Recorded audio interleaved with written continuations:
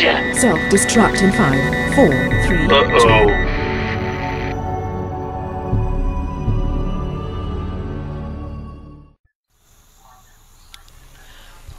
Hello, this is QED DeNile here, bringing you game 1 between Suipr and who's spawning here in the bottom right on Tal'Darim altar, and UpWaiting spawning in the top right on Tal'Darim altar. Now I believe this is game 1. I casted one earlier, which is now labelled game 2 on the VODs, but I said game 1. That was due to the members of my clan not labelling things correctly. So when I went to game what I believed was 2, and it was the last game of the series, I was a bit disappointed. Suipr's been having some BattleNet problems apparently, or net problems. UpWaiting apparently having lag since the patch. So a bit of chat here, obviously they had a bit of lag right at the start, causing a bit of a jump. Maybe a dropout that we didn't see because we're watching a replay. So we'll see what happens here on Tal'Darim altar. I already know the results because I casted the 2 second games first, unfortunately, but I will not reveal that to you just yet. We'll just wait and see what happens here. So we'll see what happens. Tal'Darim altar. Obviously this was the map of the week, so they had to start on this map. No one chooses this map. So they both would have developed strategies to deal with their opponents on this map. It looks like UpWaiting is going to go for the wall off. He's not going to go for the quick expand on this map. He's going to go for the wall off. Suipr on the other hand does look like he's probably going to expand. Looks like he may expand pre-spawning pool too. As he's heading that drone, second drone is heading out now. Will at 400 minerals drop down that expansion. And we will see probably a spawning pool straight after. Actually, there's 300 minerals for a Zergling expansion. That I didn't know. I'll even check. Yes, only 300. There you go. I didn't even know that since I don't play Zerg. I know the basics and fundamentals of Zerg, but I do not actually play Zerg.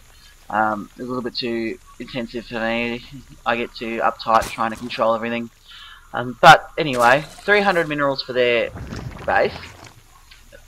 Gas going down, so it will be a speedling opening after this. I believe Suipr likes his speedling openings. I've actually played him on this map as Protoss. He knows that as well. He does like to have his speedling done. And nice timing there. He will get the gas done. He'll start mining off until he gets his 100.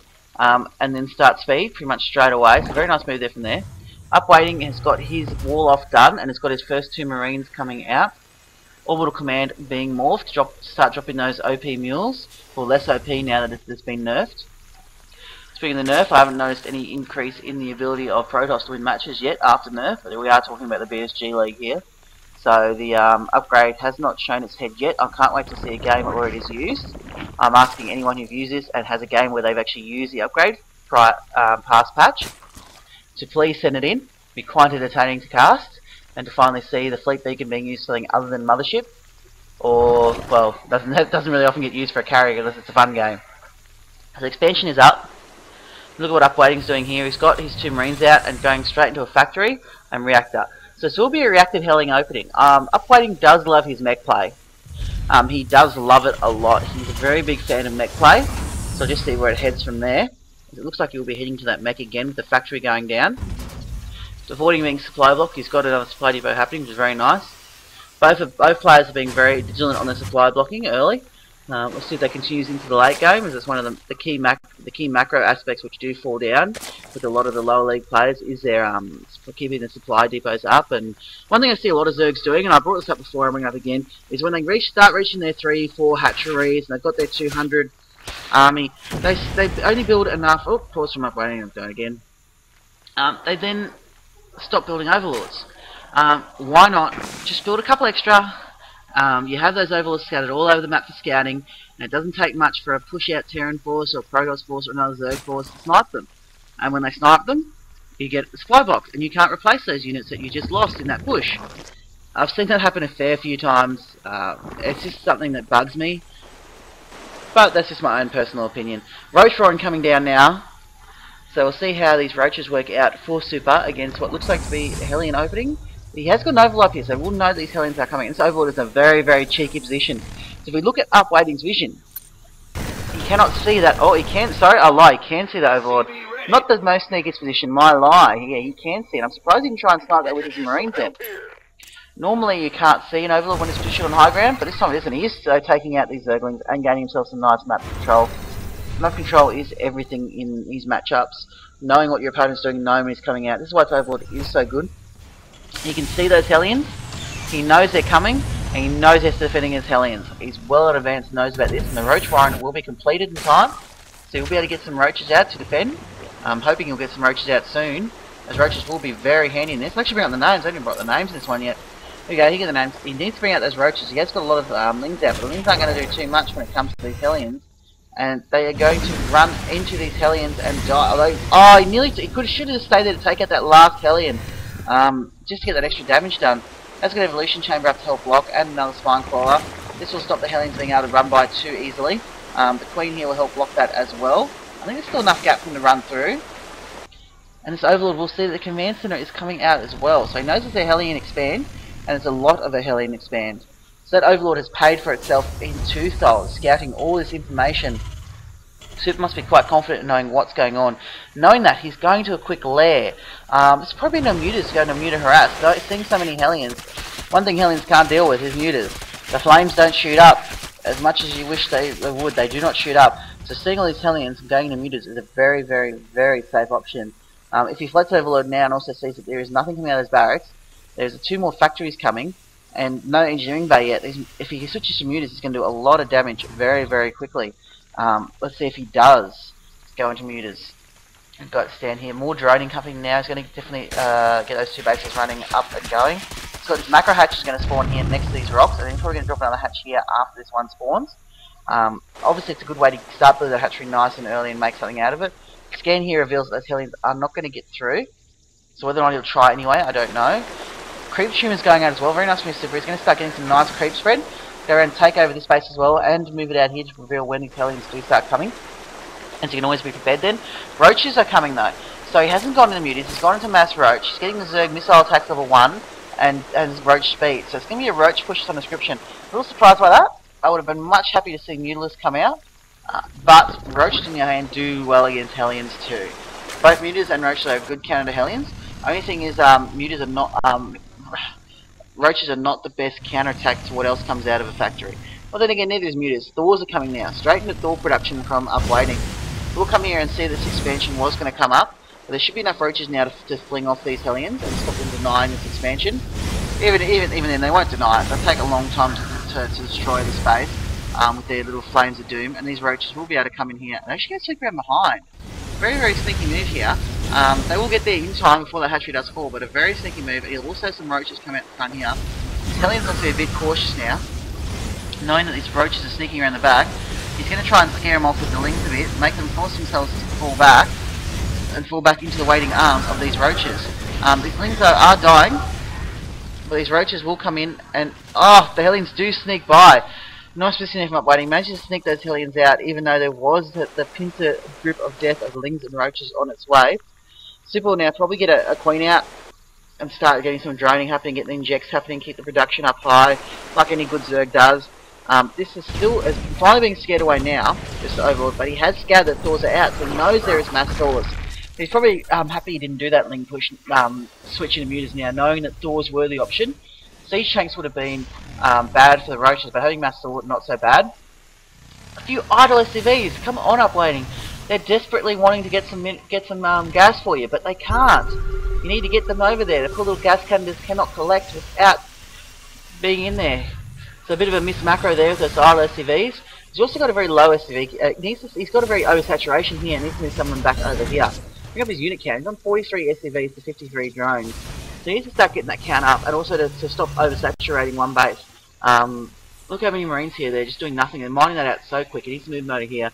It doesn't seem to be the map for this build. It just does not seem to be working as well as he obviously expected it to be. He's falling far behind supply. Suipr's got his third up. I wouldn't be surprised if he drops a proper third now shortly. As soon as he's got enough minerals too, so I'm not surprised he isn't doing it yet. He's got tunneling claws coming up too, so he's going to go burrow and tunneling claws. Very, very nifty move here. I believe he already has burrow search. No, he hasn't researched burrow yet. I'm guessing he'll start that shortly. So tunneling claws and burrow will be very, very nifty move here. You'll do a lot of damage with that. And there's a little roach push here coming in now. Moved in the way of the sensor tower, so these Hellions will come up and try and push us away. Not the wisest move, as roaches do more damage against Hellions, but they will be able to target down some of those. The Thors though will scare these roaches back. But he wants to get rid of those Hellions, he doesn't want them hanging around, because once these Hellions are gone, mass lings can even deal with Thors. And they will. The Hellions are gone now, so Lings are going to come in around these swords, and he's managed to catch a lot of these swords out of position. He can target fire down a couple, he can make these roaches worth it. He doesn't manage to get down one. He will lose the rest of the roaches up. He managed to thin that Thor count down a fair bit. Save the rest of his roaches now as they have speed. And run away they will. The traditional third is coming down now, and that will become the macro hatch. As those drones have a long way to move, some of those drones to get there. And will speed up the harvesting a lot. He's managed to keep contained UpWaiting on 2 bases. And 1 base then his natural is just about mined out. So UpWaiting does need to expand. He's kept his minerals low this time, which is good, but he hasn't expanded. And these drones still aren't mining. Why are they not mining? All that extra gas is what he needs too. You look at UpWaiting's mineral resources, his gas is low. He needs the gas that these SCVs are not getting him. He needs it. Come on UpWaiting, get that gas running. Surely he must notice that there's something going wrong with his gas. His gas is what he's critically in need of, and he can't get any. Burrow is now being started. It's a bit late for Suipr. I think he might have forgot about it. Got tunneling claws, but forgot to get the burrow. But it is getting done. Infestation pit is halfway done. So it'll be quite an interesting push when it happens from Suipr, and I don't think UpWaiting will be ready for it. Sensor tower is down, and that's it. There's no missile turrets down. I don't even know if there's an engineering bay anywhere. If we have a quick scan around, I think I saw. Yes, there is engineering at the front, so we can have a missile turret down, but there is none down at the moment. So these burrowed units will probably even sneak all the way through if he's not paying full attention when it happens. He's making sure to keep well out of range of that sensor tower. He doesn't want to reveal his position at all. He doesn't want to reveal how much he's got massing, how much his large force of roaches are massing here. And they've got +2 attack. +2 attack in order to face what looks like +1/+1. So pretty even on the upgrades. He's finally got that expansion up. He's going to start mining from it. So he's finally on 3 bases, but there's always been on 3 bases for quite some time, and he's quite happy to probably expand to a 4th. He has got 4 bases in total. That's 3 mining bases. So he will be happy to expand to a 4th soon. Lair is done. Burrow is just about done. This is a danger point. He's going to push out with this and deny this 3rd, and then probably Burrow, so he sees his target fire down that command center. He needs to target fire the command center down. He's target firing it down now. He's got Burrow finished though. He needs to Burrow now. He's pushing into this force. He doesn't need to. He needs to deny. Oh no, Suipr, come on. He has got. Actually, he might have enough here to do this. The Lings swimming at the back have surrounded these. No, he will. He will fall. Unfortunately, they will fall. But he has done so much damage to UpWaiting. Those Thors are all in critical health. He's only got more coming. He's burrowed here, roaches and roaches here, and he's got some Lings into them. Actually, they're attacking out the factory at the main, and now they're spreading out. They're getting rid of all the production, and now hitting the SCVs. This is bad news for UpWaiting. These Lings are doing so much damage when they suck in. He's now taking down SCVs left, right, and centre. They're taking down another production facility in the barracks. That will fall. He's also trying to target down this Thor. I don't think he'll get it though. These Lings will fall too quick. But this barracks might fall as well. Not that he's building anything out of the barracks though, so it's not like it's going to be a big deal. But he won't be able to supply any more factories once that barracks falls though. 2 hatcheries coming up in a very odd position here. I don't know if they're just kind of macro hatchery recruitment hatcheries, try and get units out a lot quicker, but it's a very odd move here from Suipr. I've actually never seen this before. Couple extra hatcheries here, popping out. He must be just planning on using this kind of like macro hatcheries, I guess, in the middle of the map and help supply units quicker. Kind of like a proxy pylon. I used to call these proxy hatcheries. Hive is being built at a spire, so he makes the switch into Broodlords. Broodlords will be very nice in this situation as these stores are not quick and there is no starport up anywhere. Another factory but no starport. So if he switches into Broodlords, what is UpWaiting going to do about it? He's got no ghosts, no starport, nothing. And he's now got 2 more macro hatcheries producing more units for him. He's just going to keep massing units, I think, now. Yep, more and more units. He's going to mass roaches. Mass upgraded roaches. He's now got a marauder coming out. I'm not sure why, but he's in desperate situations UpWaiting. He's even building 1 marauder, and he's hitting blue flame on his Hellions, which isn't going to help much against these roaches. And this is quite a large race of roaches. He's got some Lings here doing another run by if need be.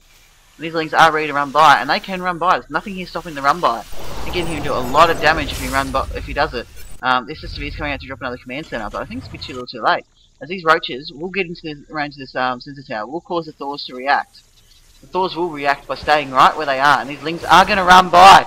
Oh, look at this. Perfect situation here. Roaches are going to keep all these units up here engaged, while these Lings are going to run by straight into the mineral line and destroy so many SCVs.